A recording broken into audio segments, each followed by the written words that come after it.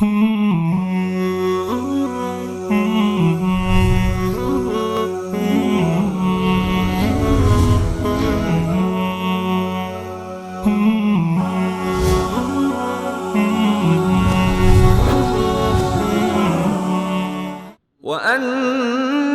هذا صراطي مستقيما فاتبعوه ولا تتبعوا السبل فتفرق بكم عن سبيله ذلكم وصاكم به لعلكم تتقون.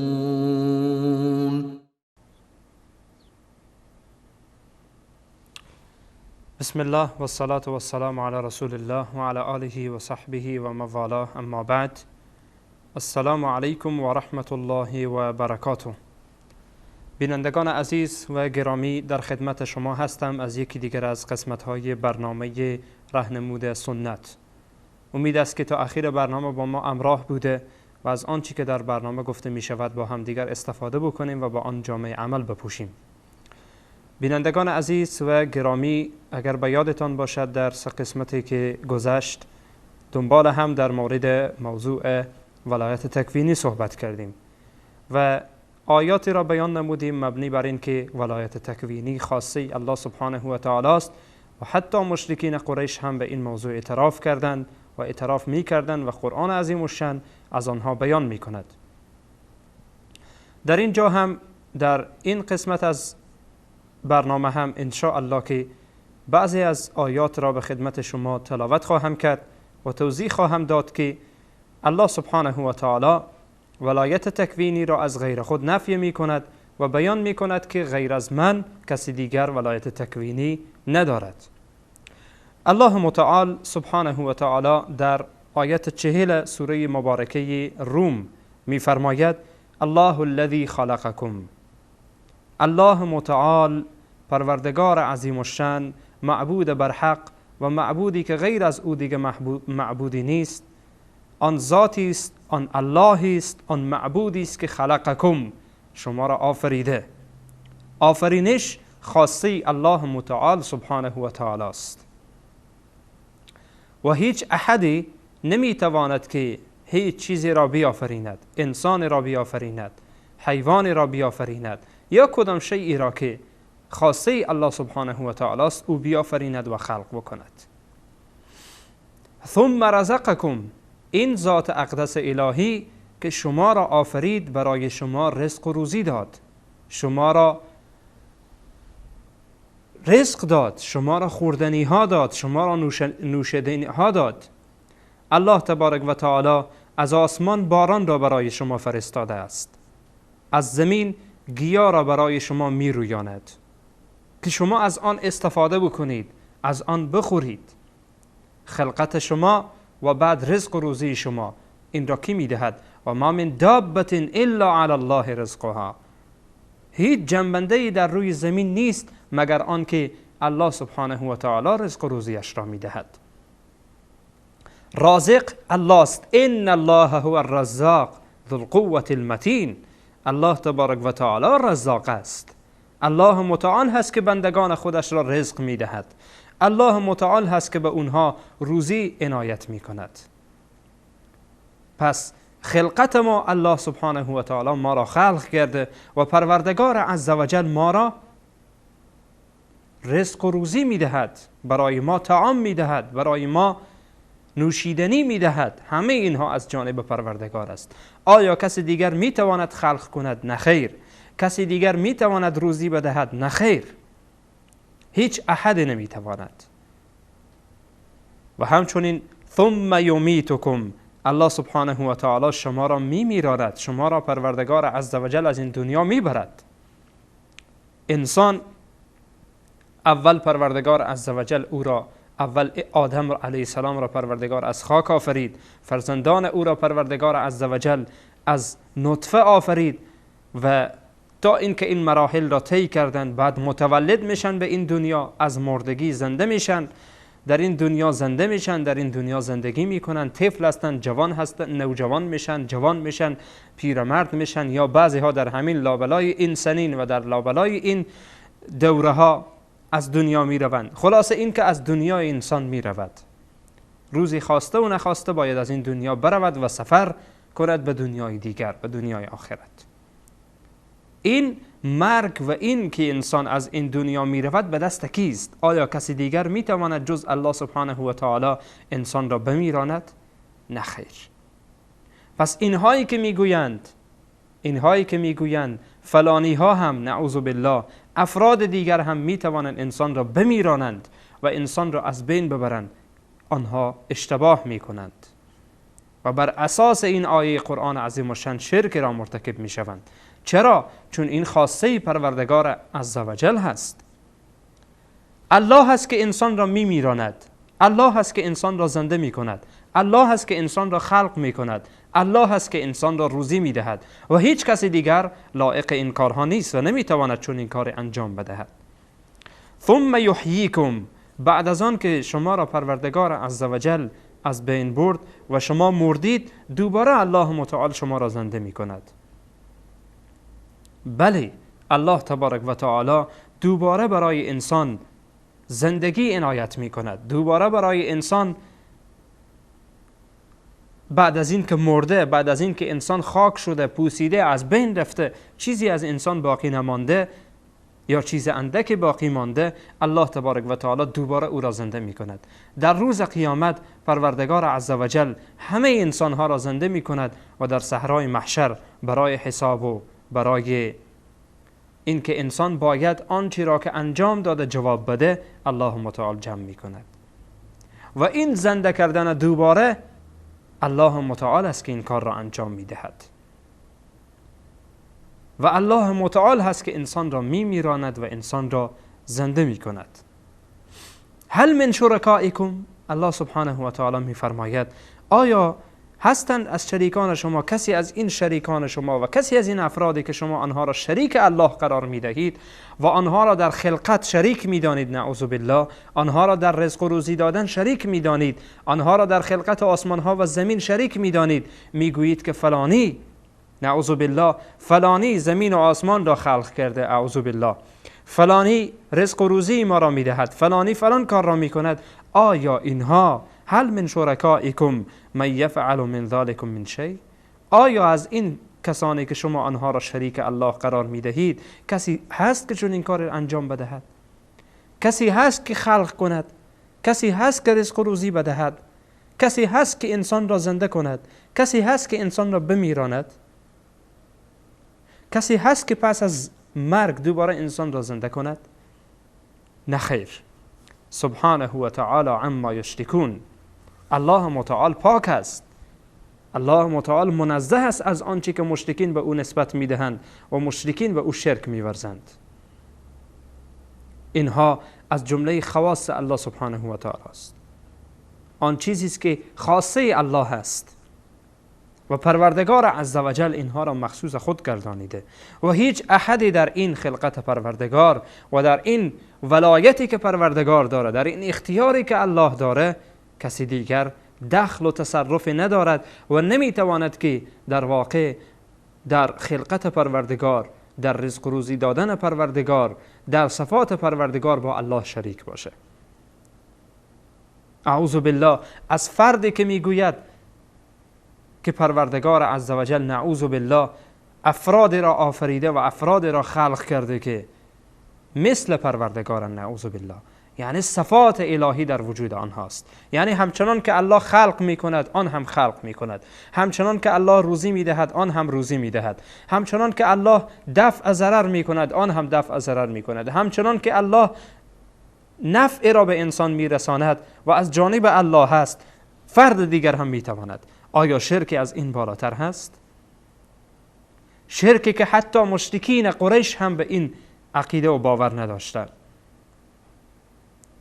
به هر حال در این آیه پروردگار عزوجل این صفات را و این ویژگی ها را خاصه خودش می‌داند و از دیگران نفی میکند. دیگران نمیتوانند این کار را انجام بدن. بنابراین الله متعال سبحانه و تعالی سوال میکند، سوالی که دنبالش انکار داره، یعنی انکار نیست، انکار میکنه که نه خیر، کسای دیگه نمیتونن این کار را انجام بدن. الله سبحانه و تعالی میفرماید هل من شرکائکم من یفعل من ذلکم من شیء، آیا کسی هستن از این افرادی که شما آنها را شریک خدا میدانید در خلقت الله و در آنچه که تصرفی که پروردگار داره؟ آیا کسی دیگر هست که چون این کار انجام بده؟ نه خیر. جوابش این است که نه خیر، کسی نیست که چون این کار انجام بدهد. و همچنین پروردگار عزوجل در سوره مبارکه فرقان آیت اول و دوم و سوم سوره مبارکه فرقان پروردگار عزوجل می‌فرماید تبارک الذی نزل الفرقان علی عبده لیکون للعالمین نذیرا. خجسته است و مبارک است آن ذاتی که برای بنده خودش فرقان را که قرآن عظیم الشأن هست که فرق کننده میان حق و باطل است فرستاده است. برای بندهش، علی عبده، برای بندهش. اینجا هم توجه داشته باشید، الله سبحانه و تعالی یکی از صفات نیک و خوبی که پیامبرش را می ستاید بندگیش هست. سبحان الذی اسری بعبده و ان کنتم فی ریب مما نزلنا علی عبدنا تبارک الذی نزل الفرقان علی عبده. همه جا پروردگار متعال عبد میگوید، عبد میگوید، عبد میگوید، تا این که یک انسان جاهل، یک انسانی که از چیزی با خبر نیست، یا انسانی که در قلبش مریضی شرک و کفر دارد، نیاید بگوید که پیامبر هم صفات الهی دارد. نعوذ بالله. پروردگار عزوجل میگوید من پیامبرم را میستایم و این ستایش من در چیست؟ در این که پیامبر عبد الله هست. پروردگار ما را، همه ما را عبد خود بگردان، بنده واقعی خود بگردان، که بالاترین مقام برای یک انسان است که بنده الله باشه. بناهن با بالاترین صفت و با بالاترین مقام الله سبحانه و تعالی پیامبرش را می ستایه و میگه علی عبده، بر پیامبرش، بر بندهش، بر بندهش. کسی که بنده است، صفات الله را ندارد، الله نیست، بنده الله است. اینجا یک اشاره داره. بعداً پروردگار عزوجل در ادامه میگه الذی له ملک السماوات والارض. آن الله بزرگواری که این قرآن را بر پیامبرش و بر بنده اش فرستاده، آن ذاتی است که له ملک السماوات والارض، برای اوست پادشاهی آسمان ها و زمین. پادشاهی، تصرف و اختیار آسمان ها و زمین در دست کیست؟ در دستان الله متعال هست، در دستان آن ذاتی است که آن ذات اینها را اداره می کند، که این قرآن را بر بنده اش محمد صلی الله علیه و سلم فرستاده است. ولم یتخذ ولدا، این پروردگار عزوجل برای خود فرزند را نگرفته. این الله صاحب فرزند نیست چنانچه مسیحی ها فکر می کنند و به چنین عقیده و باوری هستند عده‌ای از آنها که نعوذ بالله میگویند عیسی علیه السلام فرزند خداست. چرا میگویند؟ به خاطر اینکه عیسی علیه السلام بدون پدر به دنیا آمده. عقلشان این را برایشان جلوه داده و زینت داده که بله عیسی علیه السلام فرزند خداست، در حالی که الله آن ذاتی است که فرزند برای خود نمیگیرد. دلیلشان چیست؟ دلیلشان این است که الله متعال سبحانه و تعالی نعوذ بالله پدر حضرت عیسی است. چرا؟ چون حضرت عیسی بدون پدر به دنیا آمده. میگوین آیا امکان داره انسان بدون پدر به دنیا بیایه؟ خودشان باور به این دارند که آدم علیه السلام بدون پدر و مادر به دنیا آمده، اما در باب عیسی علیه السلام وقتی میرسند میگن که امکان نداره. به همین اساس الله سبحانه و تعالی میگه ان مثل عیسی عند الله که مثل آدم. مثل عیسی، داستان عیسی علیه السلام که بدون پدر به دنیا آمده مانند داستان آدم است. آدم بدون پدر و مادر به دنیا آمده قبول میکنید ای مسیحی ها، اما در باب عیسی علیه السلام که بدون پدر به دنیا آمده قبول نمیکنید. آیا این از قدرت پروردگار عزوجل بیرون است؟ به هر حال پروردگار عزوجل در اینجا میگه که ولم یتخذ ولدا، الله سبحانه و تعالی برای خود فرزند نگرفته. ولم یکن له شریک فی الملک. اینجا را توجه کنید. اما قبل از اینکه این نکته آیه توضیح بدم، اجازه بدین که یک میان برنامه بگیریم و بعدا انشاءالله در خدمت شما خواهم بود.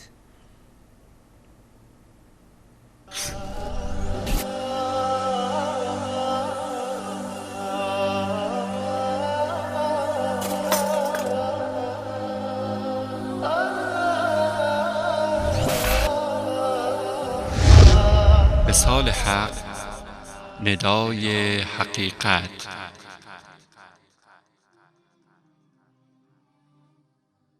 الحق من ربك فلا تكونن من الممترین. این فرمان حق از سوی پروردگار توست، بنابراین از تردید کنندگان مباش.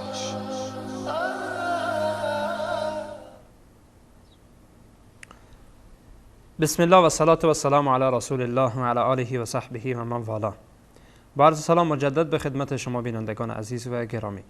بله بینندگان عزیز و گرامی، سوره مبارکه فرقان بود که آیات اولش را به خدمت شما تلاوت کردم و توضیح دادم. آیت دومی رسیده بودیم، آنجا که پروردگار عزوجل میگه که ولم یکن له شریک فی الملک. برای الله سبحانه و تعالی شریکی در پادشاهی و در ملکش نیست. یعنی چی؟ یعنی این که پروردگار عزوجل در این پادشاهی که داره، در این ملکی که داره، در این تصرفی که داره، کسی دیگه با او شریک نیست. خب آیا امام زمان شریک الله هست؟ نعوذ بالله، در تصرف آسمان ها و زمین؟ آیا الله به او چنین اختیار داده؟ آیا ائمه دیگر، آیا امام شیخ عبدالقادر گیلانی رحمت الله علیه تصرفی در زمین داره؟ غوث الاعظم؟ نعوذ بالله. آیا اقطاب و اوتاد، قطب و اوتادی که هستند، آیا اینها متصرف آسمان و زمینند؟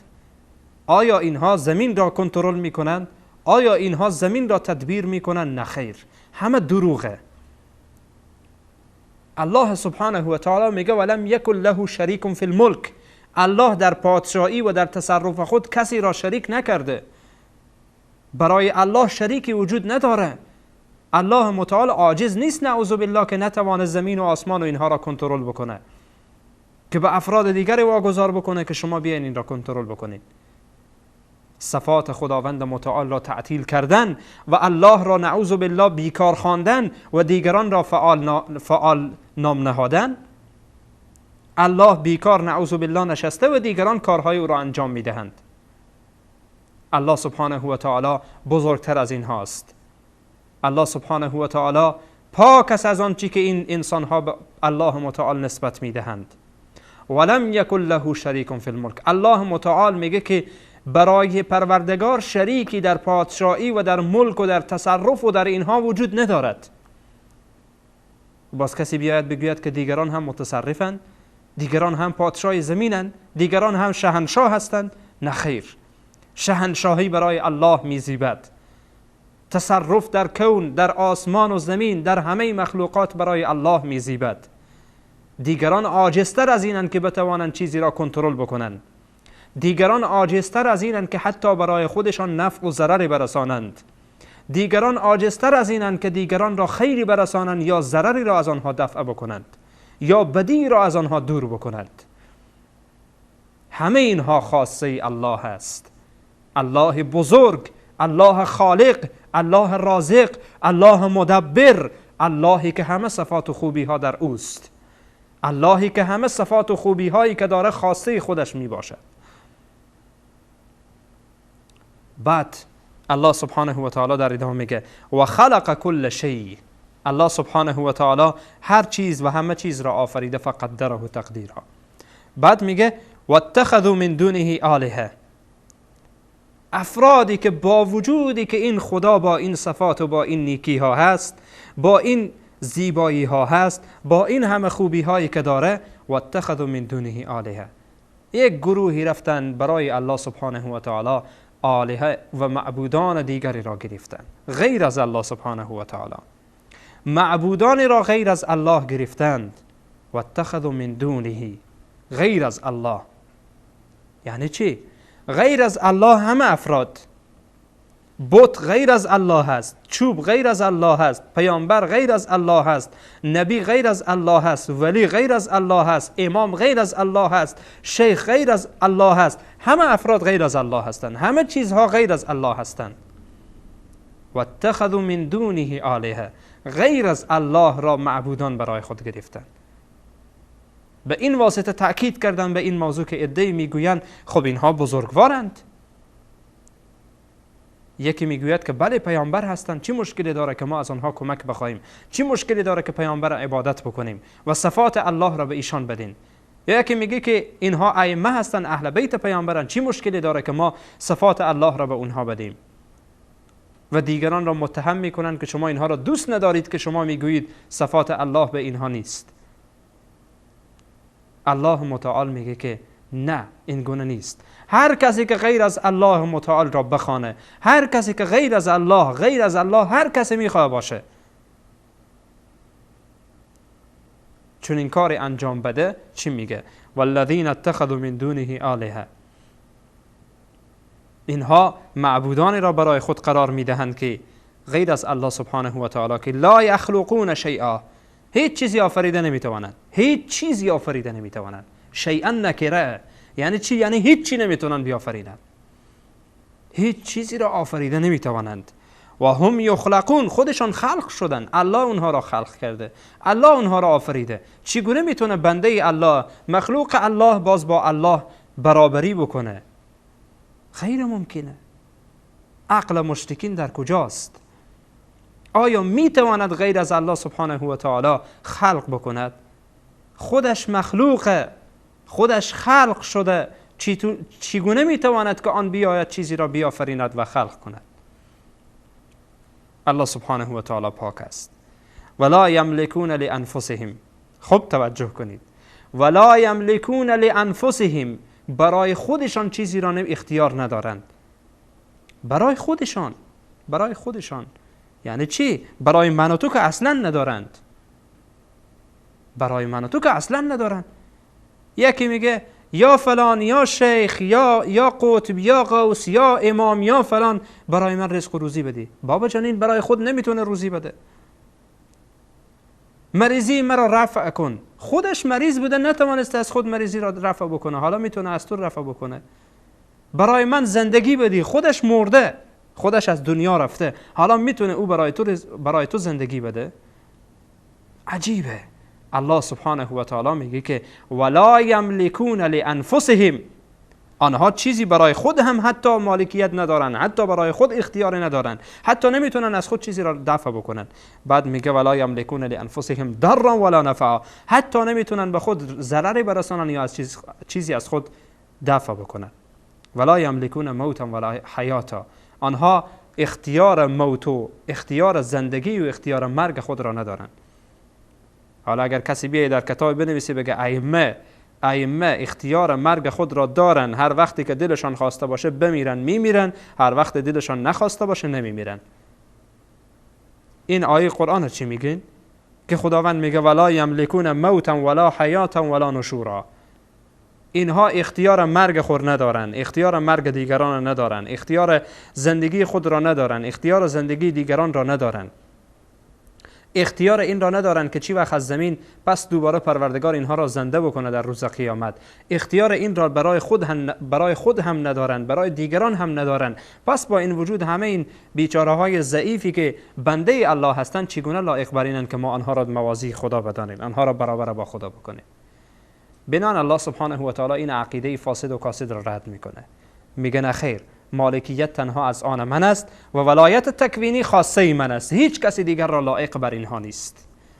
خلاصه همه مطالب.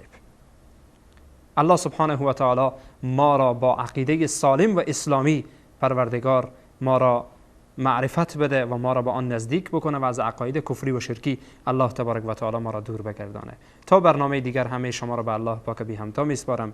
الله سبحانه و تعالی را مددگار همه من و شما باشد و السلام علیکم و رحمت الله و برکاته.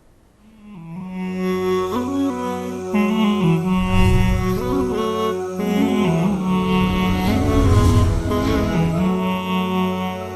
Mm-hmm.